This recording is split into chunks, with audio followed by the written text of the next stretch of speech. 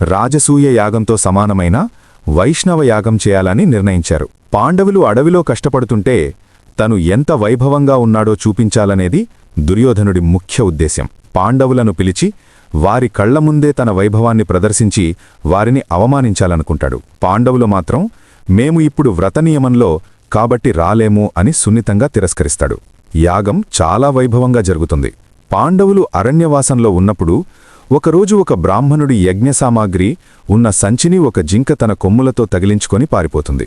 సహాయం కోరిన బ్రాహ్మణుడి కోసం పాండవులు ఆ జింక వెనక వెళ్తారు. మాయాజింక వెంటపడి పాండవులు బాగా అలసిపోతారు. విపరీతమైన దప్పిక వేయడంతో ధర్మరాజు నీళ్ల కోసం తమ్ముళ్లను వరుసగా పంపిస్తాడు. ఆందోళనతో ధర్మరాజు చెరువు దగ్గరికి వెళ్లి చూస్తే గుండె ఆగిపోయినంత పనవుతుంది. తన ప్రాణం కంటే మిన్నగా ప్రేమించే భీమ, అర్జున, నకుల, సహదేవులు విగతజీవులై నేలకొరిగి ఉన్నారు. శత్రువులేడు, గాయం లేదు, కాని అందరూ చనిపోయారు.